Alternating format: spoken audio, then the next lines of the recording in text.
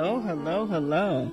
Happy day, people. This is Tea and Cornbread, a conversation with Sean and Tracy. I am Sean Johnson. I am Tracy Davis-Johnson. And our podcast is about having conversations with people 50 and over, where they're talking about their wealth, their health, and their life changes. So like, share, and subscribe. Okay. All right. Hello, hello, hello, and welcome to your 50 Now What? I am your host, Sean Johnson of New Path Wellness Group, and I'm super excited about this conversation. We are going to talk about, retirement and what that looks like and what are you doing after retirement. Retirement doesn't mean stay home and do nothing.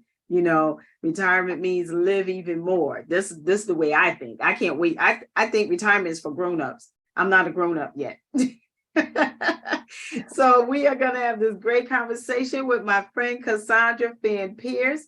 She is a retired family and consumer science teacher. Now that's different. I've never heard of family and consumer science teacher. So you got to explain that to us in a minute. I will. Yeah. Okay. All right. Hello, hello, hello, and welcome to your 50 Now What? I am your host, Sean Johnson of New Path Wellness Group, and I'm super excited about this conversation. We are going to talk about, retirement and what that looks like and what are you doing after retirement. Retirement doesn't mean stay home and do nothing. Retirement means live even more. This is the way I think. I can't wait. I think retirement is for grown-ups. I'm not a grown-up yet. So we are going to have this great conversation with my friend Cassandra Fan Pierce. She is a retired family and consumer science teacher. Now that's different. I've never heard of family and consumer science teacher. So you got to explain that to us in a minute. I will. Yeah. She taught in the Waterbury Public School System for a total of 41 years. Welcome, welcome, welcome, Cassandra. I'm so happy you said yes to this conversation. Thank you. And I'm happy to be here. Awesome. Tell us a little bit about yourself. Well, as you said, I was a former educator in the Waterbury School System for 41 years. And family and consumer science is a glorified name for home economics. Oh, okay. Okay, so it's no longer home economics, hasn't been home economics for years. And I taught for 41 years, mostly at Kennedy High School. So in the high school, I was also in the middle school for a while, but primarily in the high school. Mm-hmm, mm-hmm. Awesome. At number one high school in Waterbury, Kennedy High School. Okay, you have to say that. Yes, absolutely. So what made you go into that field? When I was in high school myself, I really didn't know exactly where I wanted to go, what I wanted to do. I knew that I was going to college because my mother never gave us a choice. Our choice was, where are you going? Not if you're going. So out of 8 kids, we all attended college, all but 2 graduated from college.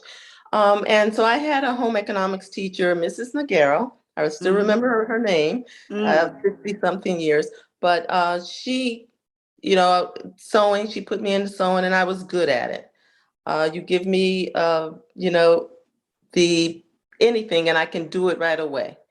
And what she did was she took me to UConn and introduced me to the program there. Okay. And UConn was great, but at the time I wanted to go to an HBCU. Okay. And so I attended Virginia State University in Petersburg, Virginia. Best 4 years of my life. Nice. I enjoyed it. It was tough because, I didn't realize it was going to be a lot of science, organic chemistry, microbiology, and all of that. Yeah. But with my friends who got me through it, and like I said, the best 4 years of my life. I don't regret a thing. I enjoyed teaching in the Waterbury school system. It was the best job ever. Wow. That's awesome. And I'm glad you said that because we also often have conversations with people that will just say that this Waterbury school system is not, it's subpar, right? But the thing I think is different is I had a couple of Black teachers, and you being a Black teacher and being from HBCU and you coming back to Waterbury to teach, you know what I'm saying? Teaching kids that look like you, because the majority of the school system really is Black and brown people, right? That look like you. And then for it to be home economics, that's unheard of, because I didn't even think home economics was even in school anymore, because these kids have no independence. They don't know how to do much of anything. Well, it's no longer, actually, it's fading out. Really? But I have to say, before I say anything else, when I came back to Connecticut, it was difficult for me to get a job. Really? Yes. And it had nothing, I feel it had nothing to do with anything other than the way I looked. And I don't know if that's the reason why, but I couldn't get an interview. Wow. At the time, my mother was an advocate in the community, and she's the one who got me the interview with the superintendent. I became a teacher, and the supervisor did not visit my classroom. And I didn't even think I was going to talk about this, but did not visit my classroom for 2 years because she didn't want me there. But it was ironic. Out of my 41 years in our department, I've received the most awards in all of the schools in Waterbury. Now, there were some, believe me, there were some awesome teachers in Waterbury in our department. But I've been awarded many occasions, even on Fox 61 for teacher appreciation. And I think I was the one and only teacher of the year. Wow. But for whatever reason, I say that to tell all of those people out there, don't give up. Don't give up. Don't give up. Don't give up. And teaching is a great profession in my eyes. I loved it. Yeah. That's awesome. And I can just imagine the students that were blessed with your presence as a teacher. All of them. And I still keep in contact with the students who were in my class 25 years ago. Wow. They come to my house, and I go to theirs. That says a lot. And so I still keep in contact with a lot of them. That says a lot. Oh my goodness. Yeah, see, this is what I'm saying. These kind of conversations, you learn new things about people, and I didn't know that about you. I knew you were a teacher, but that's it, And so for you to talk about your experience coming back to Connecticut and feeling and what you felt is real. You know what I mean? Sure. What you felt, it may not have been blatant, but you felt it, But thank God for your mom. Thank God for that superintendent that took a chance on you, and knew what he, and then look, you are the gem. Okay. You're the gem in the city.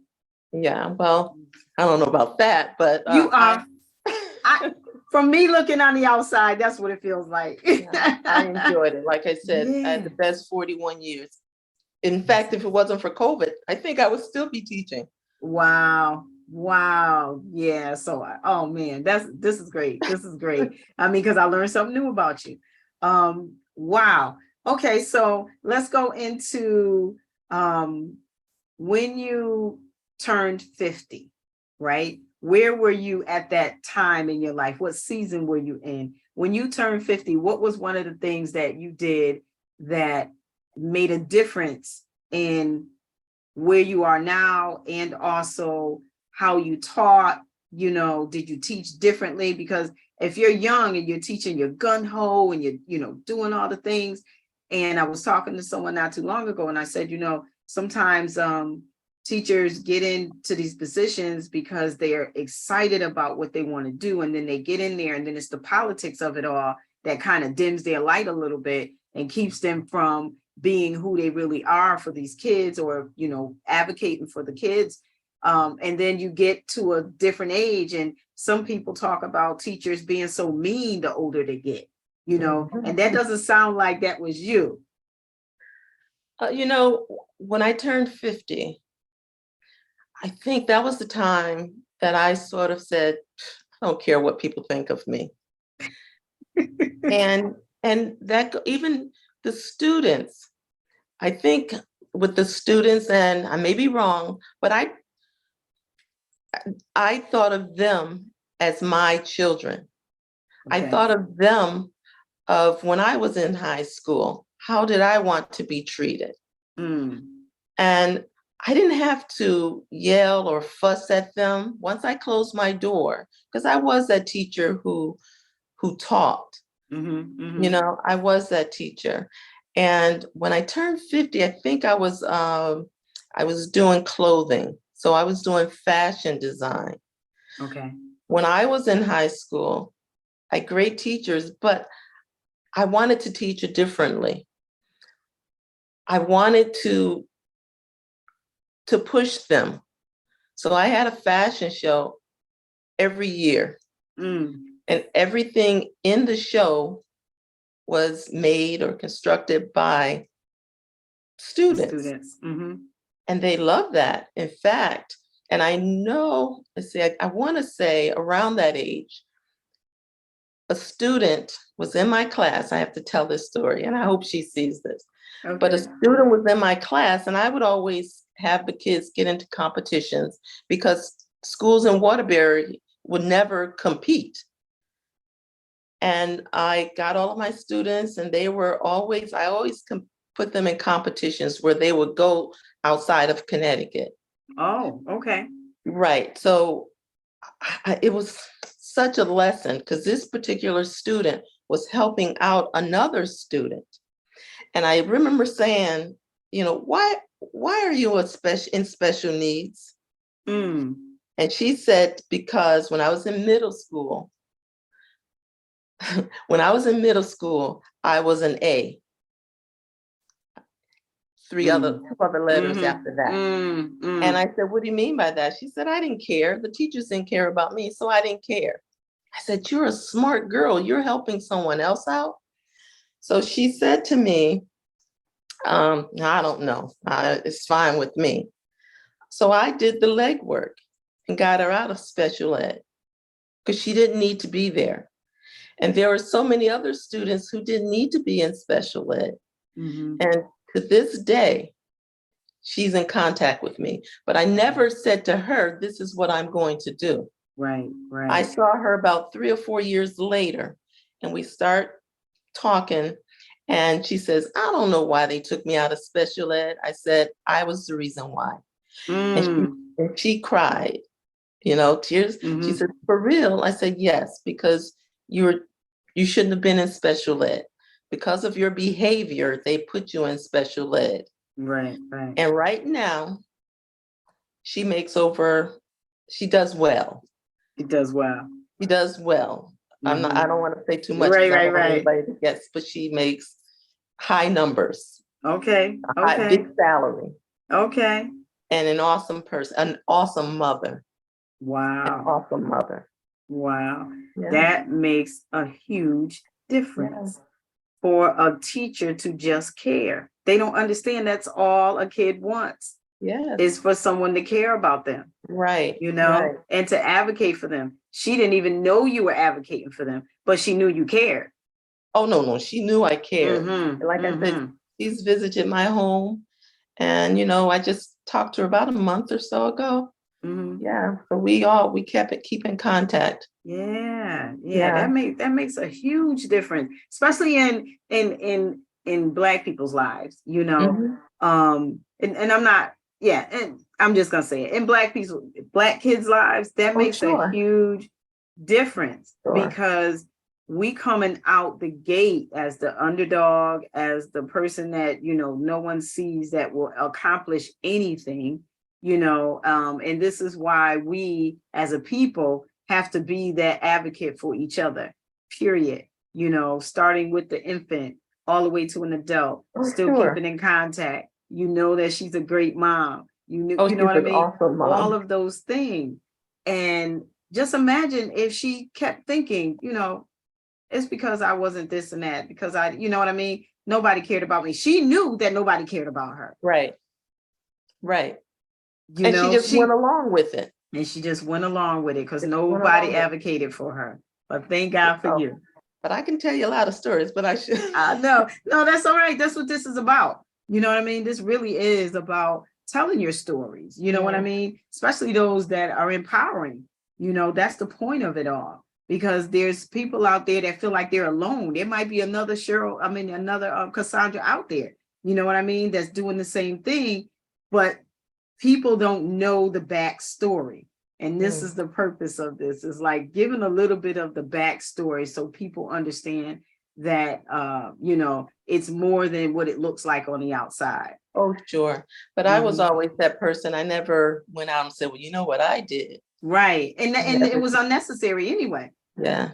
But you have receipts. Oh, sure. A lot of receipts. Yeah. We also had the Hope Club. Okay. It's helping out people everywhere. Oh, and it was nice. a community service. And a lot of kids in Waterbury couldn't go outside of Connecticut. Right. So for many years, I've taken them all over the country. Nice. All over the country. I mean, all over New Orleans and California about 4 or 5 times, New Orleans about 5 times. North Carolina, South Carolina, just helping out people with community service. Nice. Habitat for Humanity, and they enjoyed that. Nice. They enjoyed it, and it was to show them that there are other people worse off than they are. Just show them. Yeah. So they learned a lot, and I enjoyed it. Nice. That's awesome. But I wasn't the only. I don't want to say it wasn't just me. It was people like Johanna Hayes, who was right there with me. Lorraine Langlis was right there with me. Carolyn Highsmith was right there with me. We all did it together. And that's what it takes. That's what it takes. So you were the village for those kids. Yeah, I enjoyed it. Nice. Awesome.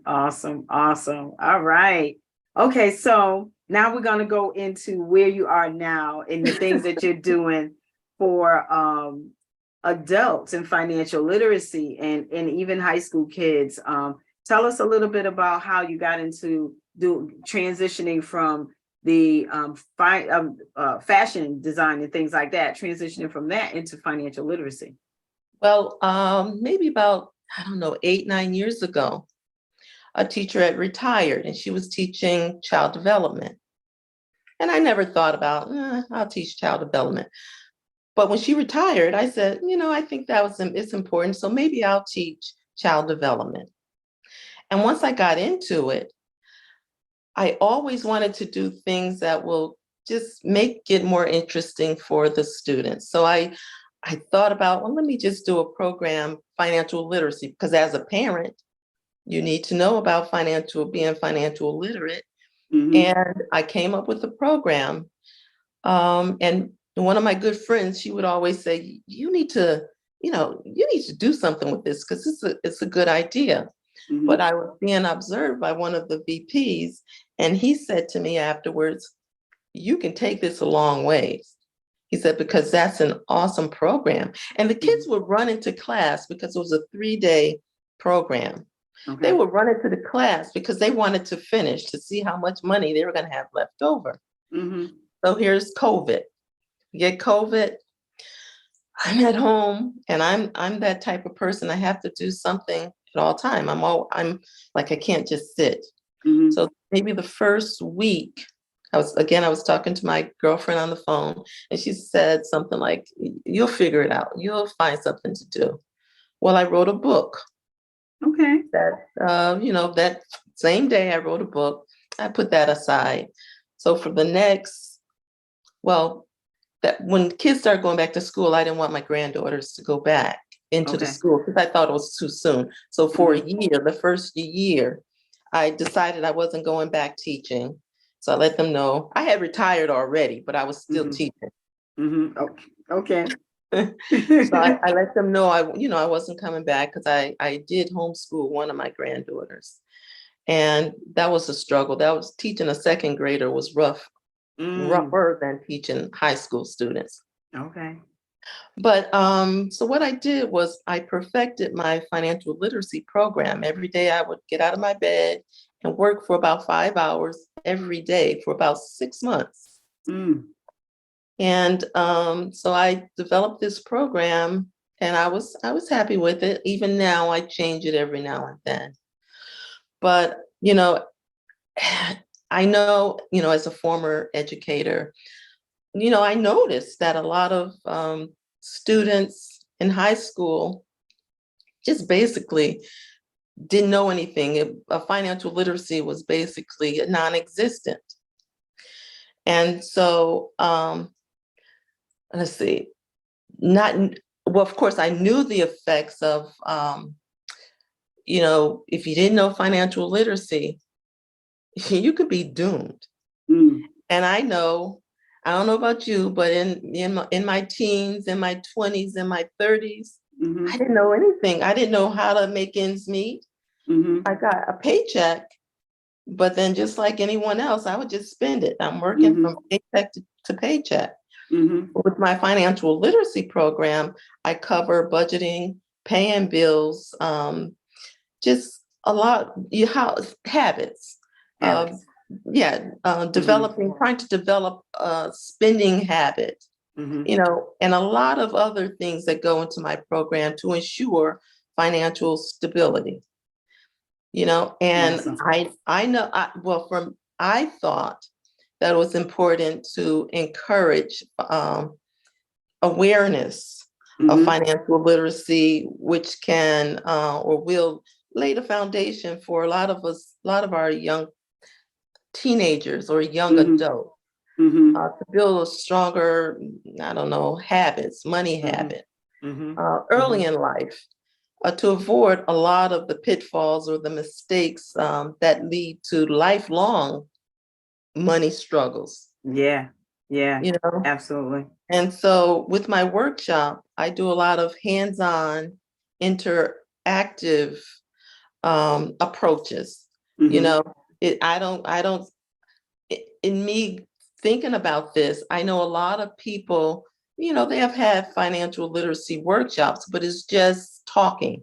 Right. Not And I hands know a on. lot of being a teacher, I know students, young people learn from actually doing. Mhm. So with my program, I have different scenarios. One person might be on welfare. Another couple might be working at McDonald's and Burger King. Another person may be a doctor. So it goes from not having much to having a lot and in between. Mhm. Mhm. And I actually give them the money. Obviously, it's not real money, but Right. Right. whatever they will make for the month. Mhm. And they have to go through how to spend that money. And a lot of them don't know the water bill, the electric bill, and all of these other bills that have to be paid. And if you have children, you've got to get a haircut. I can remember when I Mhm. was in school, a boy said, well, I don't want my kid to get a haircut this month because he didn't want to pay that money. Okay. And it's fake Right. money, Right. but Right. Right. they're But that trying to was keep real that stuff. money. It's Yeah. real stuff. Mhm. And this past week, I did one, and one young man had depleted all of his money. And his friend on the other side was handing him money under the table. I said, if you want to borrow money, you can borrow money because that's real. Mhm. I said, but you're going to have to pay it back. Remember, all of you, if you borrow money, you pay the You got to money pay back. it back. Yes. So it's really, it's a learning experience for a lot of them. I know one girl said, I can't wait to get home and tell my mother, thank you. I appreciate all that she's ever done for me because she didn't know. You didn't know. She didn't know. So it's awesome that you took this type of approach to put together a workshop for this because the kids like you said, they don't really know, or they don't have that foundation. Even for myself, the only thing that my mother and my grandmother taught us that I remember, put it that way, Right. is whenever you get paid, you put something away.